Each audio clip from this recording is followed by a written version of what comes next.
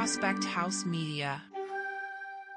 And now, prepare yourself for the only weekly podcast you won't want to miss. Welcome to the Ameritocracy Show with Troy Edgar, live from our studios in Los Angeles and Washington, D.C.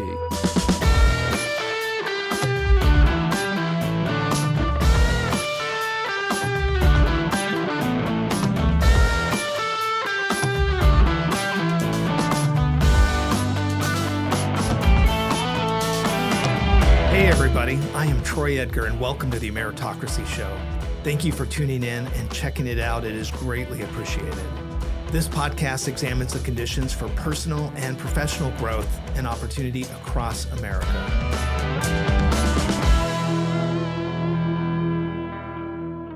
Hello everybody, welcome to the Ameritocracy Show. We've got a great episode today, really spurring off of one of the episodes that I had earlier with Dan Chinook, a person that leads the IBM think tank in Washington, D.C. During the middle of that interview, we talked a little bit about my admiration for Alexander Hamilton, and he had told me that his cousin was Ron Chernow, the author of Hamilton.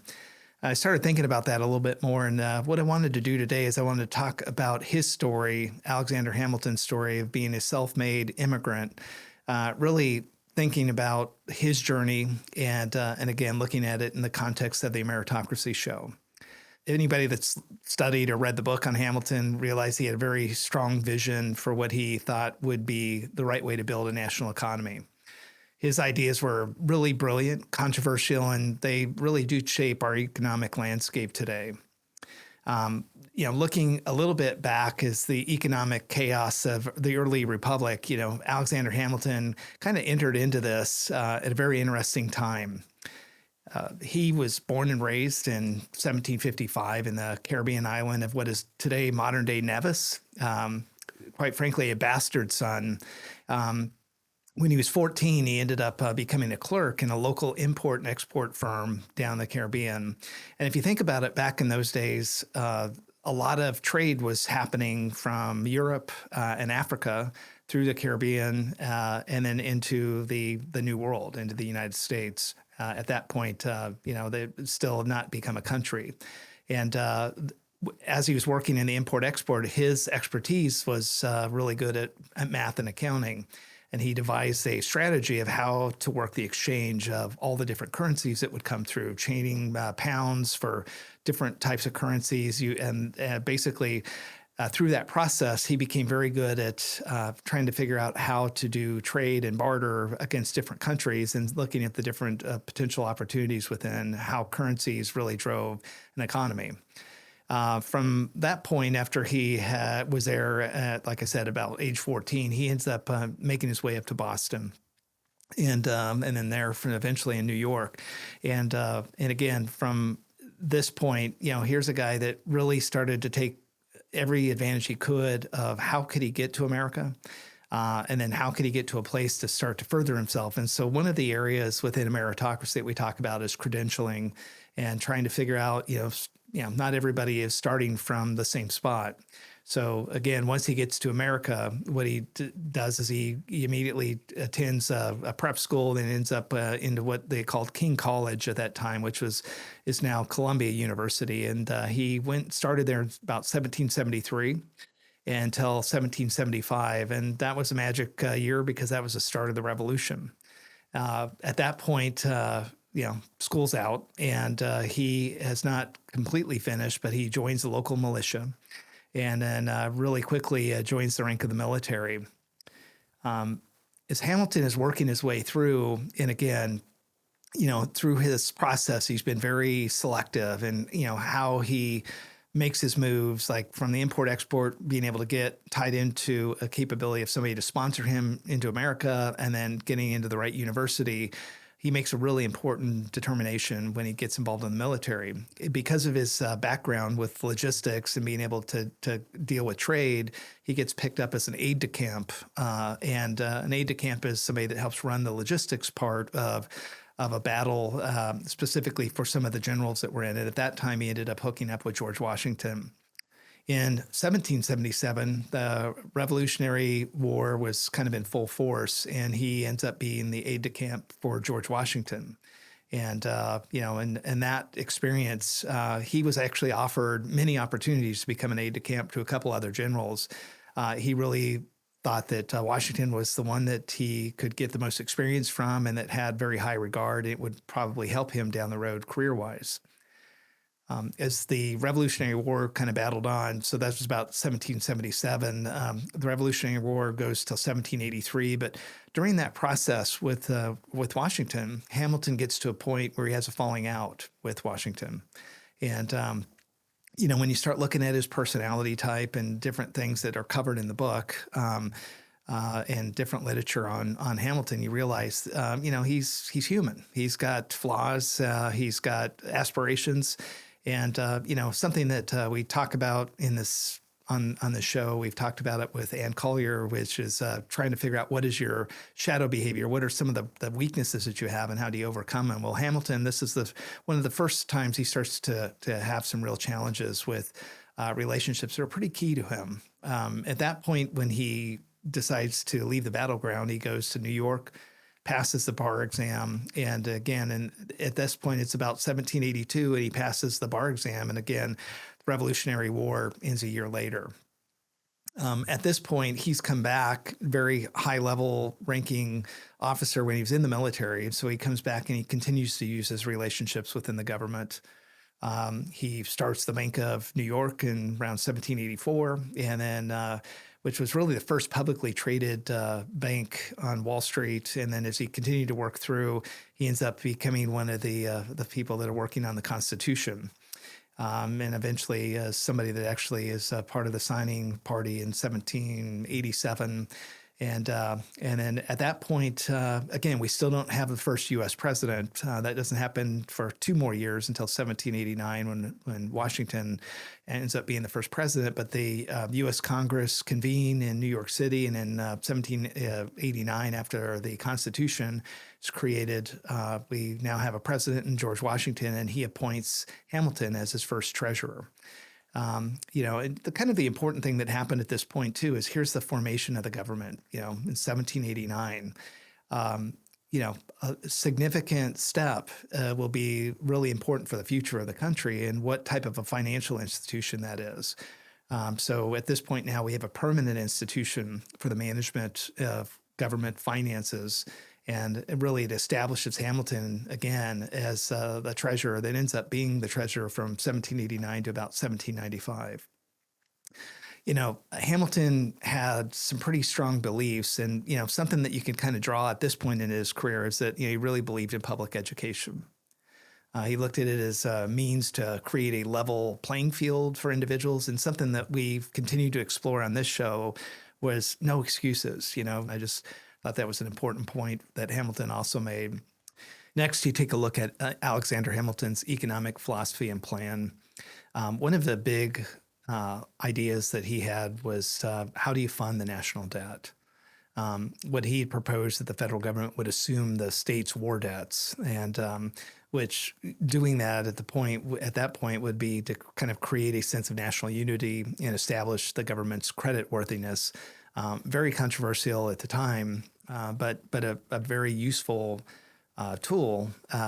Many of the states had taken on significant debt. If you go back to the Revolutionary War, the states would really declare themselves a militia, and they would go and start to protect under a general that would be kind of a unified group of a bunch of different state militias, and those state militias were self-funded.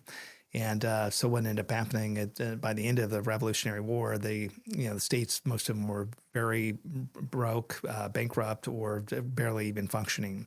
They have a tremendous amount of debt. And so Hamilton's idea at that time was, if we could have the federal government assume the debt, we could really take on some of the strong policy issues that we're kind of struggling with at the day. Kind of in trade for giving them financial relief. And so that seemed to be something that was really useful. And then at that point, Hamilton was able to then now have all the state's debt, and he could then go and establish creditworthiness in other countries, and actually specifically in the Bank of England and some of the other banks in Europe. He would go over, and he was able to kind of then start to fund the reconstruction of America and get things moving towards the right path. As he started to do that, he operated on a lot of different levels. And the other thing that he did that was really important after he had consolidated the debt is he established a national bank. He had originally envisioned that the central bank would be modeled after the Bank of England, and that the thing that he thought was most important, or the policy attributes, was that the Bank of England could issue currency. They could regulate credit, and they could also facilitate economic growth. And again, you can kind of see from, just at that point of where America was at, that type of financial discipline and really kind of establishing the basis for an economy and a foundation that, America can then take the process of becoming a legitimate country in the trading and the world economics and be able to kind of build on that. So again, kind of claiming some ground, he's now consolidated the debt. He's got a national bank, so he can actually issue currency and regulate the credit. But then how do you figure out how to get people to really stay focused on buying goods made domestically? And how could you increase the manufacturing base? So the next concept he came up with was a bunch of protective tariffs.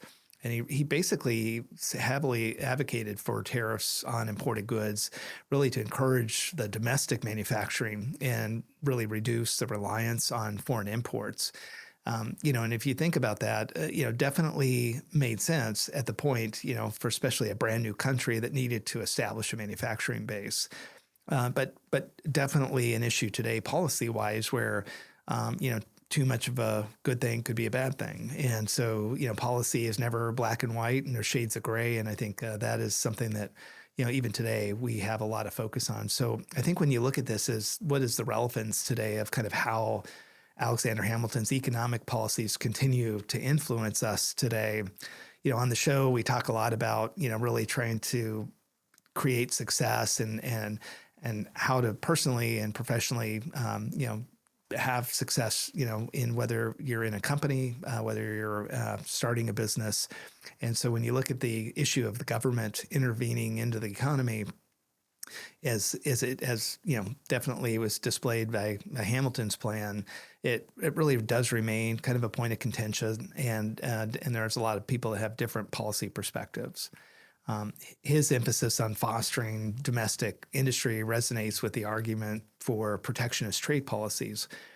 So when you look today at what's going on with China and what's going on in other countries where we're out there, you've got a lot of different types of issues going on. I mean, even countries that we are friendly with. If you look at the German auto manufacturing industry, we put tariffs on the cars to try to slow down, so that people will buy American-made cars. And, again, could be wrong type of a policy, but the outcome of this is depending on what you feel when, if you're in a current administration or you're looking at trying to make sure that the economy is healthy, is being able to try and understand what is the right path. And, and again, putting it in the perspective of today, where you look at inflation is a big deal.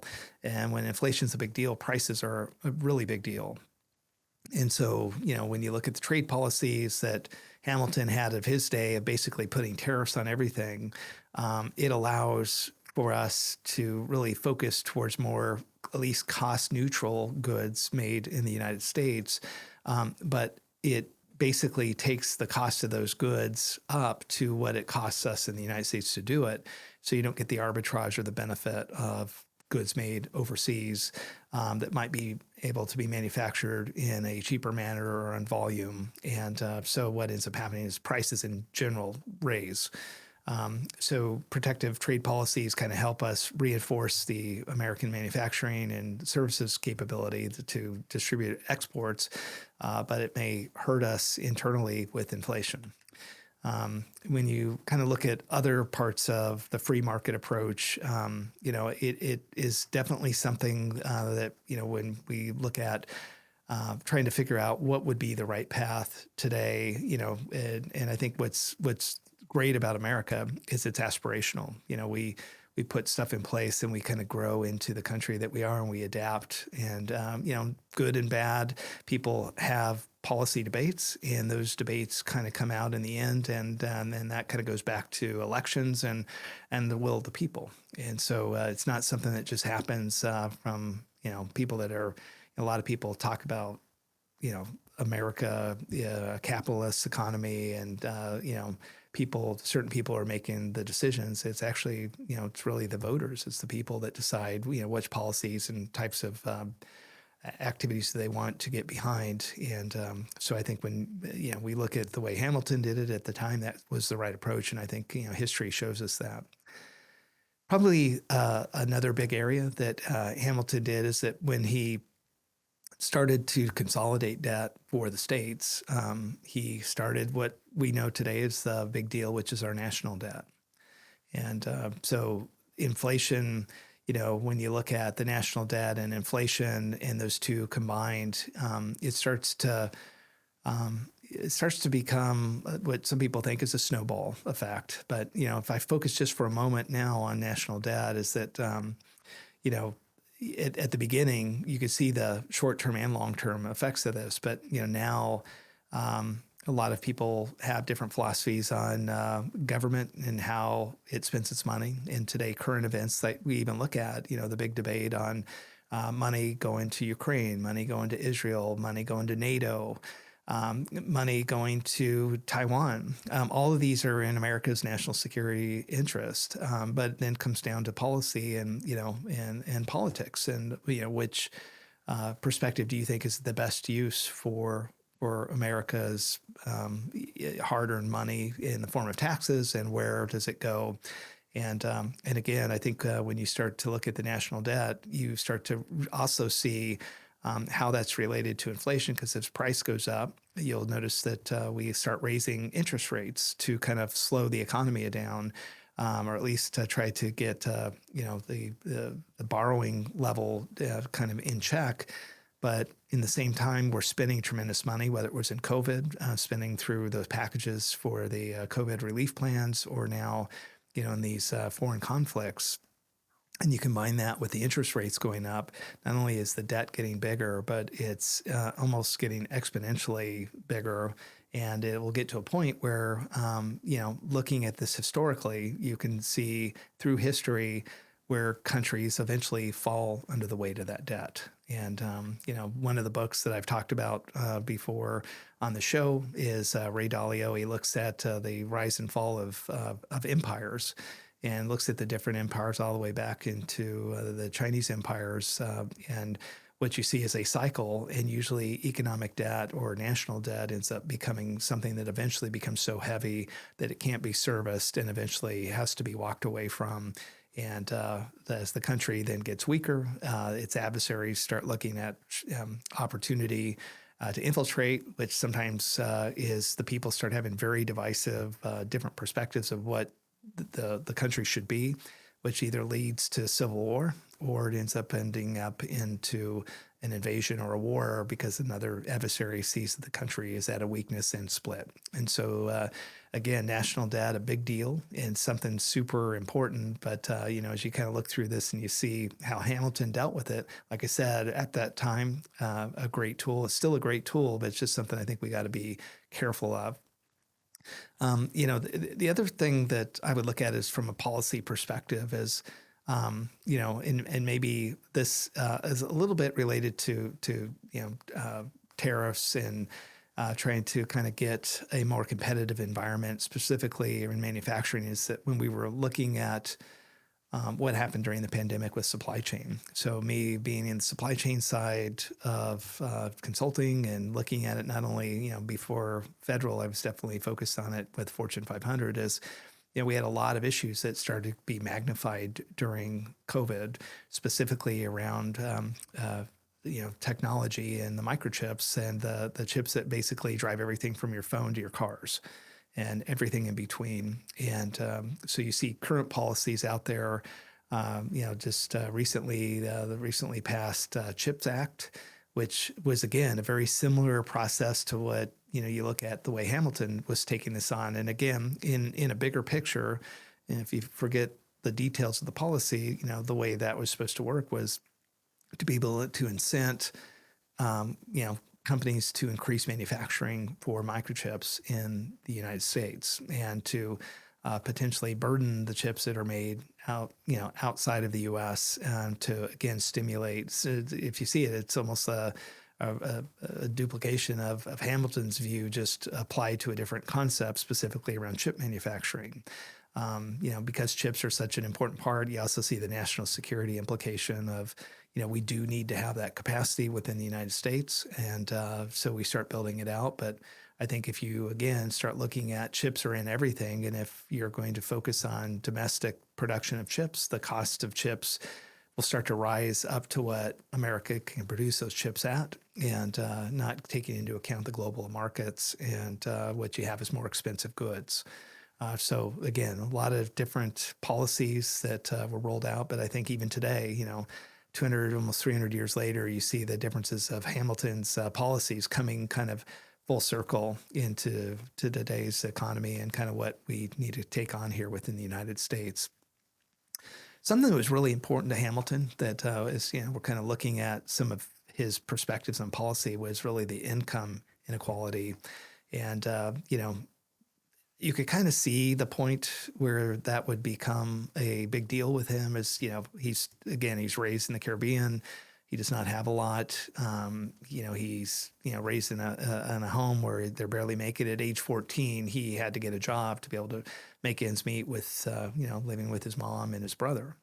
And so, I think that had a really deep ingrain into him as he, rose up into, America's elite as he ends up finally becoming the treasurer. And I think that, what he started looking at is trying to, that would look at policies on income inequality and try to figure out, what are things that they could do to stimulate economic growth. And I think that goes back, if you peel it back further, to, what we just talked about with the CHIPS Act in creating jobs. If you looked at, when we were in Alabama for the show a month or two ago, and we were doing a bunch of shows from Alabama, we were at a plant there right outside of Toyota's manufacturing plant there, but we also were at YKTA.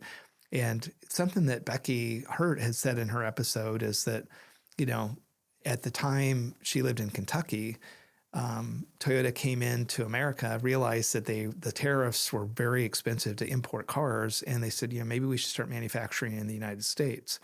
They started setting up manufacturing plants in the U.S. You're seeing that now with Mercedes-Benz and BMW.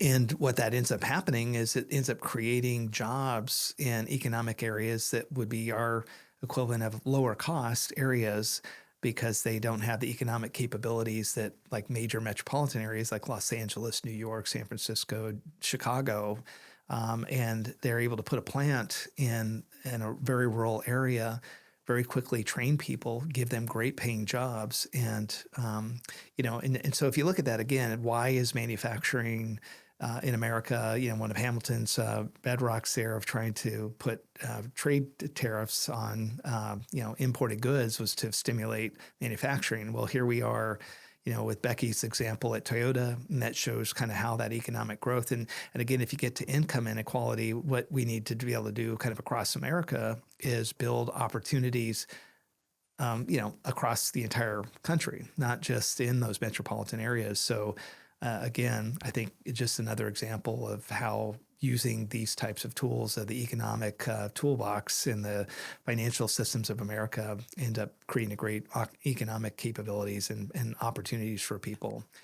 I think, the one thing that I want to end on here as we kind of start thinking about closing thoughts with Alexander Hamilton, and, not everybody starts at the same place.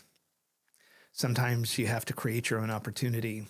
And, again, just the summary of Alexander Hamilton is, he created his own opportunity. He went and he got credentials. He tried to figure out how to network with people to get first into the United States or back into New York from the Caribbean. And then once there, networked within the military to get to be assigned to the right person, and then eventually become the treasurer. And, again, I'll go back to some of the episodes that talked about making decisions, and on every opportunity you get, should you always say yes? And so sometimes now you create the opportunity, and sometimes once you create opportunities, you need to be picky.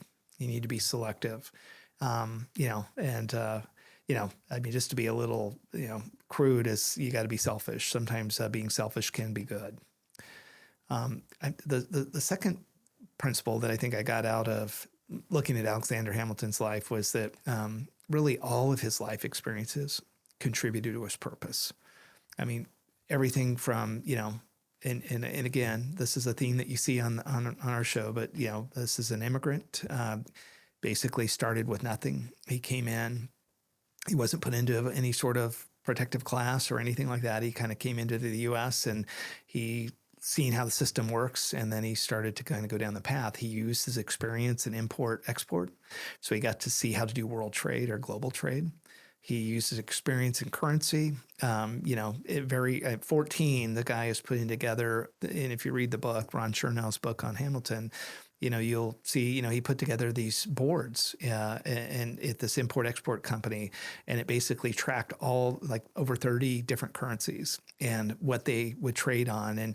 And if you think about it, there wasn't the internet at that time, so he would hear updates of different ships coming in and out of the port, and he would update the currency exchange, and it became a thing that his board was the one that was used, and it was known that import-export company was the central place to try to get your actual current currency valuation, especially in those days. If you're shipping stuff across the ocean and trying to get the most out of everything, you want to make sure that you're not suffering a currency arbitrage in the real time. So and then, kind of to finish off his education, he realized early he had a propensity for learning math, and he wanted to kind of then get to an education to be able to put himself out there.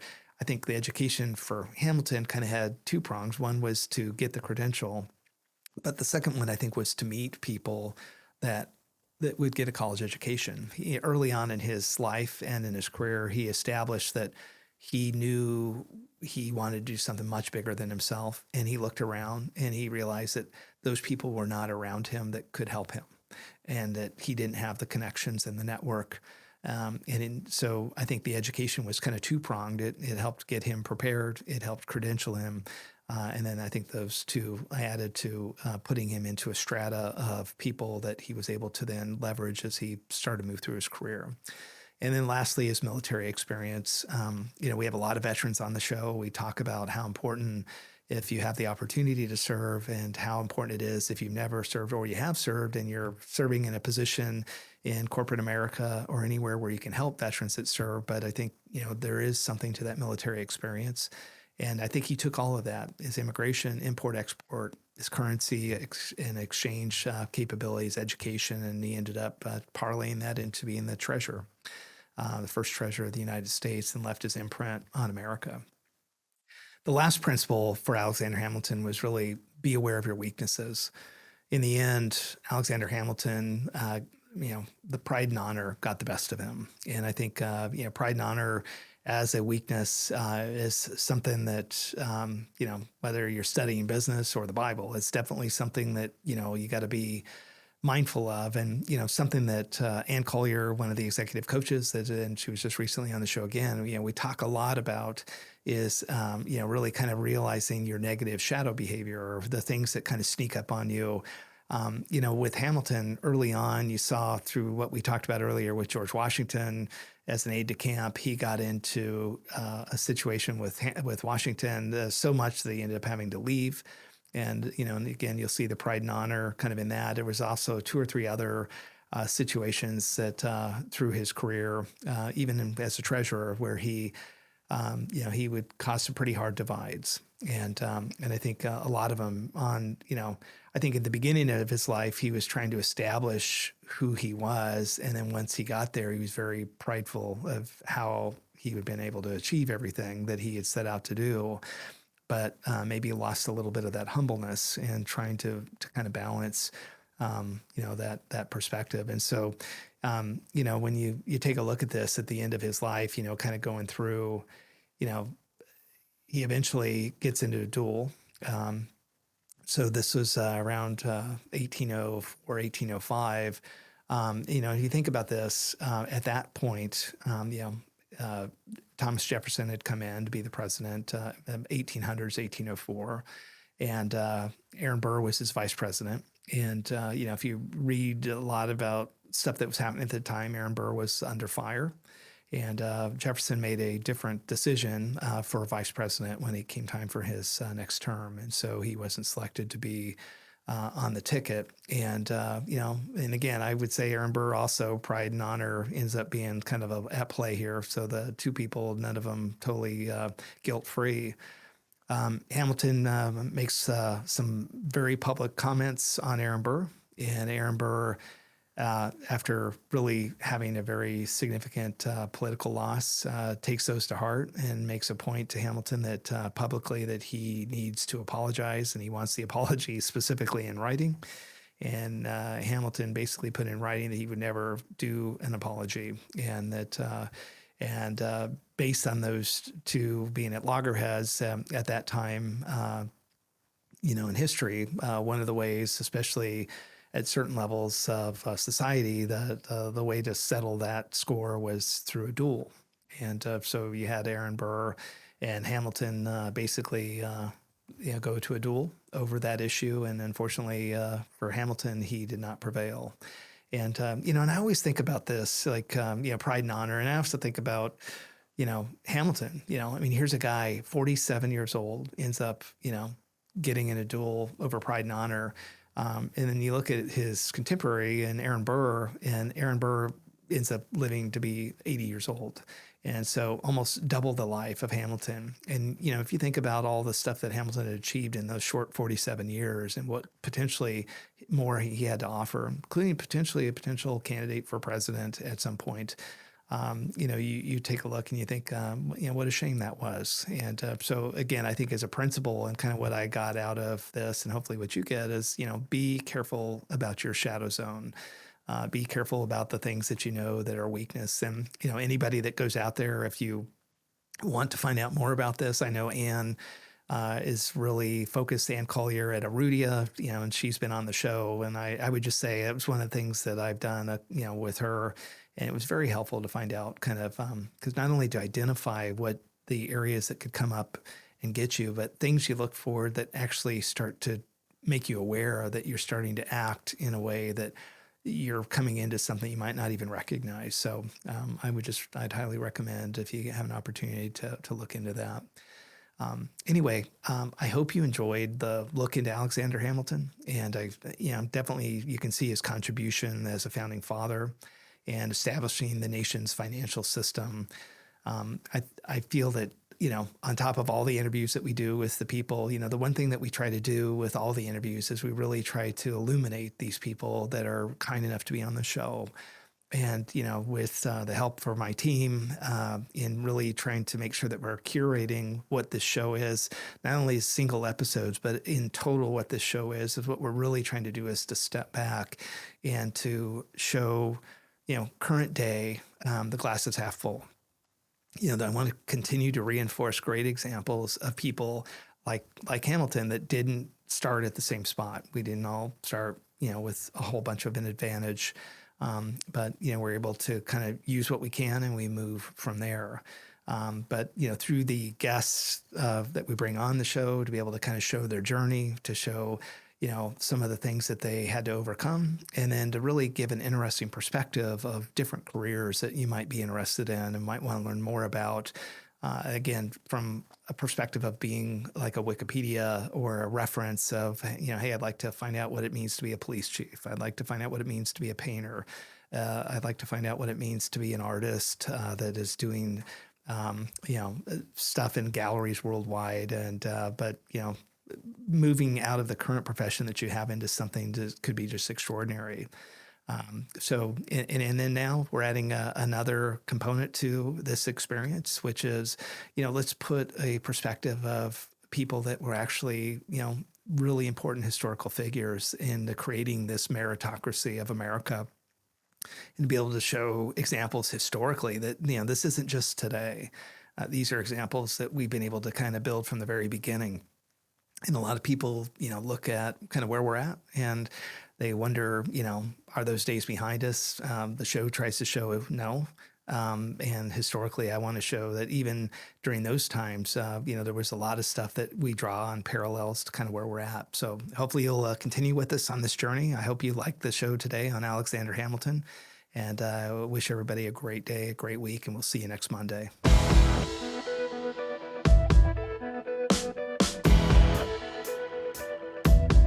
Thanks again for joining me today on the Ameritocracy Show. Be sure to follow me on social media and our website at troyedgar.com, where you can get more information and sign up for my weekly email. I hope you have a great week.